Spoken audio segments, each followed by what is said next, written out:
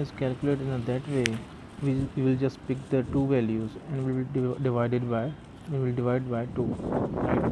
So that is how it will not be influenced by this outlier. Simple as that, right? Now there is another question. Let's suppose here if we have a data set, right? If we have a data set and there are thousands and hundreds of columns, then how we will detect the outliers? Here the data set has only 10 columns, right? We can easily say this is the outliers. So what we will do if we have a thousand of 100 of columns, how we will detect the outliers on rows? So for this we will use statistical techniques. In a interview, questions can be asked that what are the statistical techniques that we can use to detect the outliers, right? So here are some techniques that we use to detect the outliers.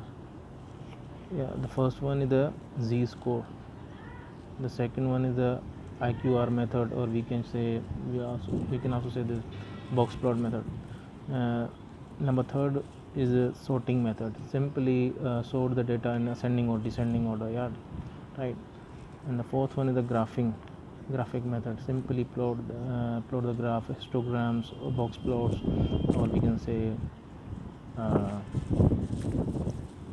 histograms, scatter plots. That is how we can use and detect the outlier using the graphical techniques. And the fifth one is the hypothesis test. So we can also use this to detect the outliers, right? The first one we will discuss the z-score. Now what is the z-score technique that we can use to detect the outlier? Z-score is basically simply in simple definition says it is basically detect or quantify the unusualness of the observations, right? Let's suppose we have a data set which follow the normal distributions, right? In the normal distributions, here is the mean in the middle, right? In the middle, if the data is deviating from the mean or below above, right? So how much it is deviated, we can quantify with the help of z-score. As simple as that, right? Now how can we find this outliers using the z-score? If the data is following the normal distribution, right, and there is a rule of thumb, if the when we convert all the data points in a z-score with the help of this method, mathematical formula, it is the x minus mu divided by sigma, right? X is the observed value, this is the mean, and this is the standard deviations, right?